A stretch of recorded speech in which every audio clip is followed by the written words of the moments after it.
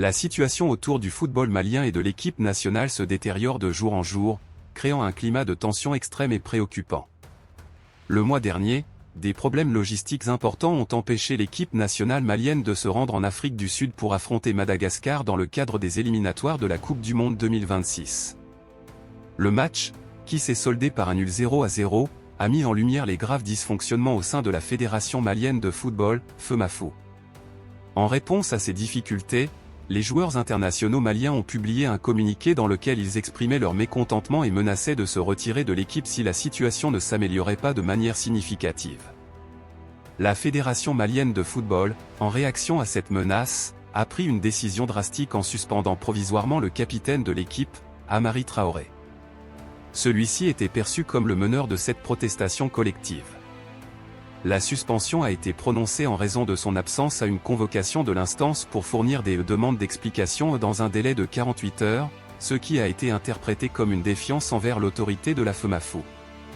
Face à cette décision, les Aigles, surnom des joueurs de l'équipe nationale malienne, n'ont pas tardé à réagir avec une fermeté et une détermination sans précédent. Dans un communiqué largement diffusé sur les réseaux sociaux, notamment relayé par le défenseur central de Montpellier, Kiki Kouyaté, les internationaux maliens ont annoncé leur retrait immédiat de la sélection nationale en signe de solidarité avec leur capitaine. Ils ont clairement déclaré, suite à la décision N051 de la Fédération malienne de football, portant sur la suspension à titre conservatoire du capitaine de l'équipe nationale, Amari Traoré, nous, le collectif des joueurs de l'équipe nationale, notifions que toutes les décisions précédentes ont été prises par l'ensemble des joueurs et non par la personne de Amari Traoré. Au vu de cette clarification, nous informons la fédération que nous, les joueurs, nous nous retirons de la sélection nationale jusqu'à la levée de sa suspension. Cette situation est devenue encore plus critique pour le Mali, qui doit affronter le Mozambique le 2 septembre et se rendre en Eswatini le 10 septembre pour les 2 premières journées des éliminatoires de la CAN 2025.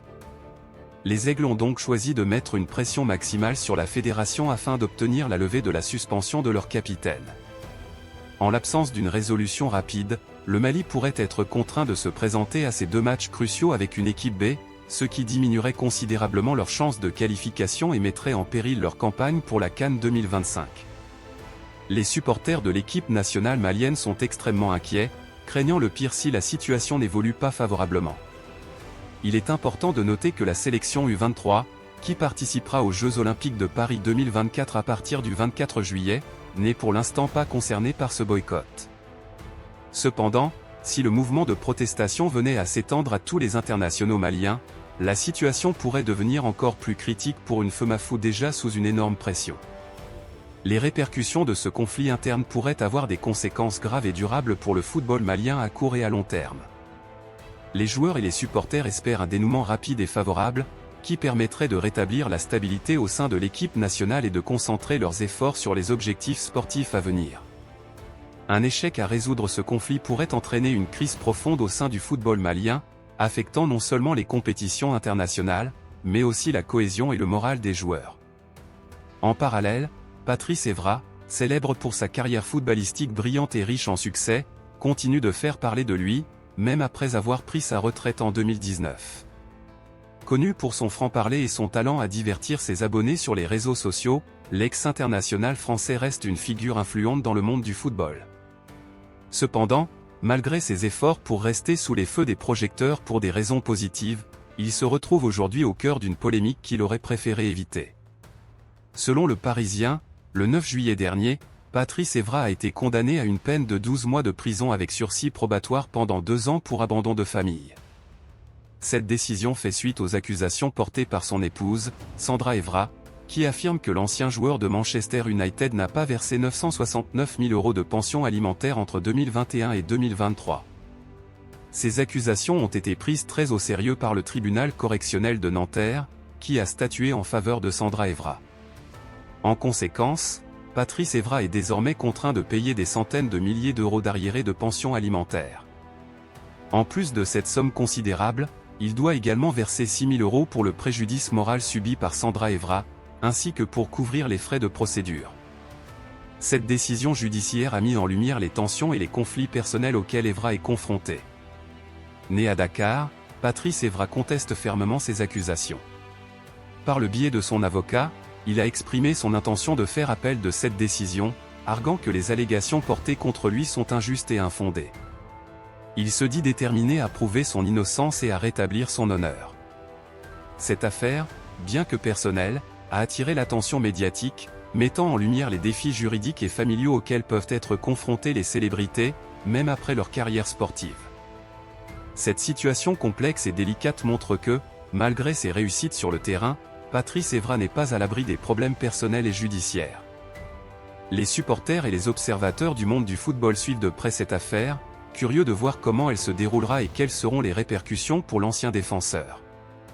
En attendant l'issue de son appel, cette polémique ajoute une dimension supplémentaire à la vie déjà très publique de Patrice Evra, rappelant que les stars du sport sont également vulnérables aux difficultés de la vie quotidienne.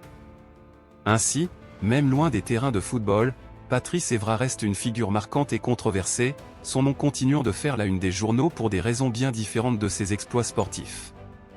Cette affaire souligne les défis persistants auxquels il doit faire face, tant sur le plan personnel que professionnel, et la détermination avec laquelle il entend se défendre et protéger son intégrité. Les prochaines semaines seront cruciales pour Evra, qui devra non seulement gérer les aspects juridiques de cette affaire, mais aussi préserver son image publique et la confiance de ses supporters.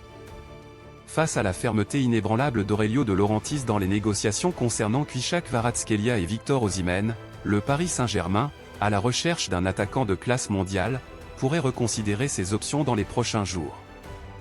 Dans cette optique, une piste déjà évoquée refait surface. Une nouvelle ère commence pour le Paris Saint-Germain. Orphelin de sa star Kylian Mbappé, désormais joueur du Real Madrid, le club parisien entend bien profiter du mercato estival pour renforcer sa ligne d'attaque.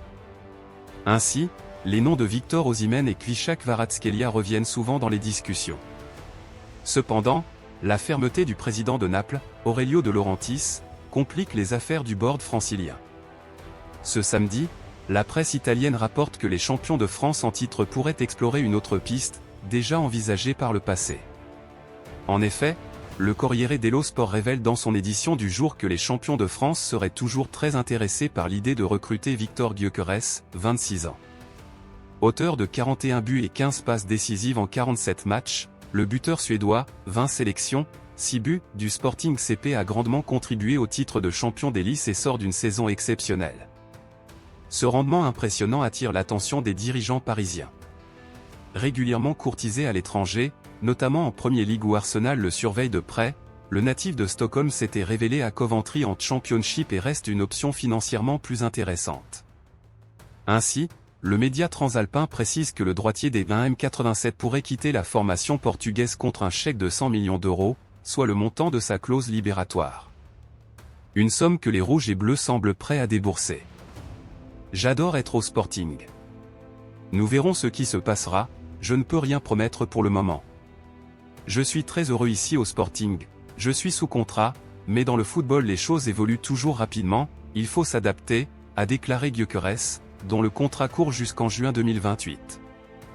Reste à savoir si le PSG réussira à convaincre le joueur de rejoindre la capitale française et si les deux clubs trouveront un terrain d'entente. Une chose est certaine, le montant final de l'opération devrait être inférieur à celui nécessaire pour recruter l'une des deux stars napolitaines. Le PSG, déterminé à renforcer son effectif pour rester compétitif sur la scène européenne, se doit de naviguer habilement dans ce mercato. Les prochains jours seront cruciaux pour savoir si Victor Gyökeres rejoindra les rangs parisiens et apportera sa contribution à l'ambitieux projet du club. Les supporters suivent de près l'évolution de ces négociations, espérant voir arriver un nouveau talent capable de compenser le départ de Kylian Mbappé. Les discussions autour de Gyökeres montrent également la stratégie plus prudente du PSG, cherchant à équilibrer performance sportive et viabilité financière. En s'intéressant à un joueur au potentiel certain mais à un coût plus modéré, les dirigeants parisiens pourraient bien réaliser un coup de maître sur le marché des transferts. Toutefois, seule la conclusion des négociations permettra de confirmer cette orientation et de juger de l'efficacité de cette approche. Ainsi, les jours à venir seront déterminants pour l'avenir de l'attaque parisienne et la capacité du club à se réinventer après le départ de sa star. Les fans, impatients et curieux, attendent avec intérêt l'issue de cette période de transfert qui pourrait bien marquer un tournant dans l'histoire récente du PSG.